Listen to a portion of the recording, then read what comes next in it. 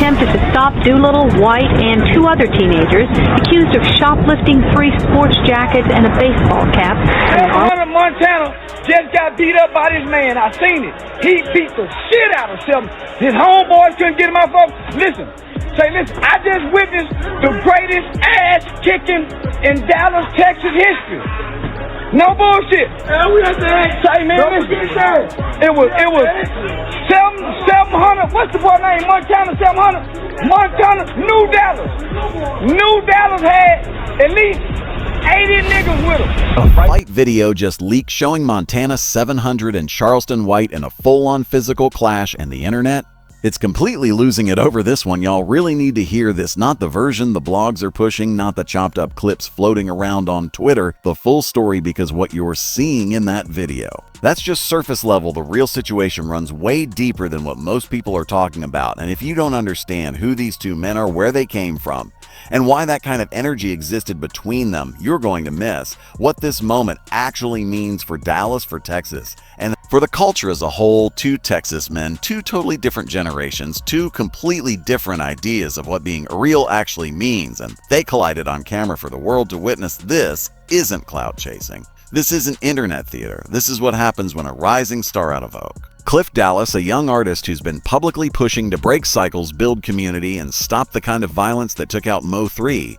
and nearly shook Dallas apart, ends up crossing paths with one of the most chaotic, controversial, and polarizing figures the Texas internet has ever seen. Charleston White, a man who's been Mace jumpsuit arrested and still comes back every time talking louder than before. The same guy who called the cops on Boosie's son, pulled pepper spray on Soulja Boy, squared up with Young Thug at Drusky's reunion, and most recently knocked out an Island Boy on Adin Ross' platform. And now there's leaked footage of him in Montana 700 getting physical. Let me break this all the way down from the start, gang. Lock in, because this story is wild from beginning to end. To really understand why this situation matters, you've got to know who Tony McDowell actually is, because a lot of people outside Dallas know the name Montana 700. You've heard the songs, you've seen the views climbing, but you don't know the full story behind what he came from and what he stands for. Montana 700 was born November 15, 1999 in Oak Cliff, Dallas, Texas. And when I say Oak Cliff, I mean South Dallas, the 214, a place where the streets are real and the consequences are permanent. The same city that watched Mo 3, one of its most loved rappers, get gunned down on a highway in broad daylight back in November 2020. The same city where Yella Beezy, his rival and fellow hitmaker, got pulled into murder. Charges tied to that case that moment didn't just shake the streets, it rocked the entire Dallas rap scene and left a scar that's still there today.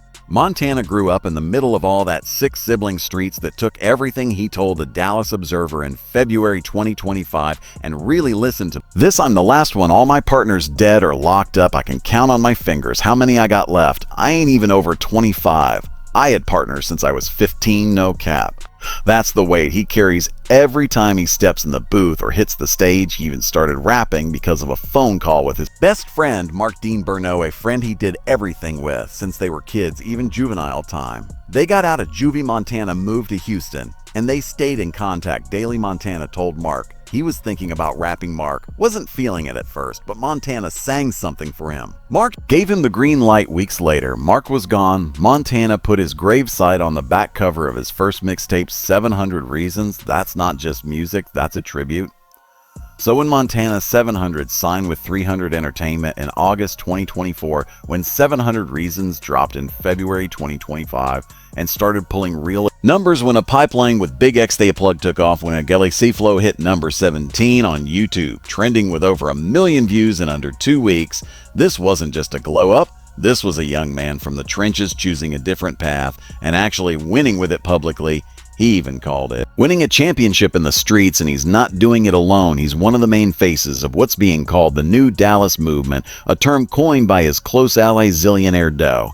It's basically a coordinated push by the new generation of Dallas rappers to stop the city from tearing itself apart like it did after Mo 3's death. Big X They Plug, Zillionaire Doe, Hustleman, Quizhead, Huncho, Amir, these are names building something bigger than music.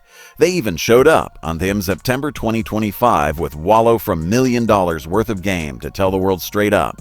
We're choosing unity over beef legacy over clout. Of that context matters. Keep that in mind, because the man Montana ended up clashing with. His entire brand, his entire business is built on chaos. Now let me really break down Charleston White, because a lot of people see him online and think he's just loud for attention. Nah, it's deeper than that, and honestly darker. Charleston White, born Rashad Stanley in Fort Worth, Texas on May 17, 1977, was convicted of murder at just 14 years old. 14, he and 3 others tried to rob a Foot Locker, and during that robbery, a man trying to stop them was shot and killed. Charleston didn't pull the trigger, but legally he was still held responsible. He became one of the first juveniles in Tarrant County sentenced under Texas determinate sentencing law. He was sent to Texas Youth Council detention, expected to be transferred to an adult prison at 18, but 4 correctional officers stepped in, risked their careers, and pleaded his case. He stayed in juvenile custody until just before turning 21 and was released in 1998. 16-year-old Charleston White took the stand and testified against his friend, Antoine Doolittle, who sat just a few feet from him and listened intently. He pulled the hammer back on the gun. And then what happened? He fired. Doolittle is accused of gunning down 34-year-old Michael Levy of Irving. Levy attempted to stop Doolittle, White, and 2 other teenagers accused of shoplifting 3 sports jackets and a baseball cap from an Arlington mall in September of 1991. White will be testifying against all 3 of his buddies in exchange for a maximum sentence of 12 years. A juvenile judge reduced the charge from capital murder to murder against Doolittle, so the teenager faces from 5 years to life in prison if he's found guilty. Here's where things get real, though. Charleston White actually did change for a time. He went back to school, graduated from Texas Wesleyan University in 2015 with a degree in criminal justice. He founded Hype, helping young people excel at youth, outreach program that worked directly with at-risk kids. Even those tied to some of Fort Worth's most dangerous gangs, he was speaking at schools, juvenile centers, community events. At one point, his story was genuinely inspiring. But then things shifted, and we've got to be honest about that. Charleston built a second career way more visible, way more profitable on social media, and the Charleston you see on YouTube and Instagram Live. That's a completely different version of him. This version feeds on controversy. He says the most outrageous things about dead rappers, their kids, public figures, and says it with the confidence of someone who feels untouchable because of his past and the track record. It speaks loud. In 2022, he went at Boosie Badazz over Kanye's A White Lives Matter situation, which turned into a long-running feud. Charleston even admitted to calling the cops on Boosie's 19-year-old son, Tootie Raw, tipping off state troopers that he'd be moving with drugs and guns. Tootie got arrested. Charleston went live celebrating it. Boosie, knowing any reaction could land him back in prison, had to sit and take it. Think about that. A man openly admitted to snitching on a teenager and then bragged about it online. That's the type of energy we're talking about. He may Soulja Boy literally pepper spray out of his girl's purse mid-confrontation, and ran off. Soulja had to go live explaining himself while trying to convince people he wasn't scared. Charleston's been jumped at comedy shows multiple times because he walks into hostile rooms and still talks reckless on stage. He had a situation at Drusky's. It could have been Love 2 reunion in Miami in March 2026, where he claims Young Thug and his people cornered him and threatened his life. He ran straight online, calling it terroristic threats, talking lawsuits, and restraining orders. This is a man who's been in more real-life altercations than most rappers who claim they live that life, and he keeps showing back up. But what really sets Charleston apart? He's not scared of backlash. He thrives on it. Every fight, every controversy, every moment, it all brings traffic. His YouTube channel, Silly Streets, is monetized. The chaos. That's the business. That's what people miss. You're not dealing with just a street guy with a platform. You're dealing with a content creator who turns street credibility or the image of it into money. That's a completely different level. And now that energy collided with Montana 700, a 25-year-old Oak Cliff rapper with real credibility, real support in Dallas, a legit label deal, real momentum, and nothing to gain from this situation. Now, here's where it gets interesting, because the big question is, how did Montana 700, someone publicly pushing to end beef culture in Dallas, end up in a physical situation with Charleston White? What sparked it? How did they even end up in the same space with that kind of tension? Let me connect it for you. Charleston White has a long documented pattern of targeting Texas rappers, especially those from Dallas, being from Fort Worth. He knows the culture, and one thing he does consistently, he goes after rising artists with real street credibility because it gets the most attention. The bigger the name in the streets, the bigger the reaction. Going after someone like Montana 700, who's respected, connected, and moving forward with a 300 entertainment deal.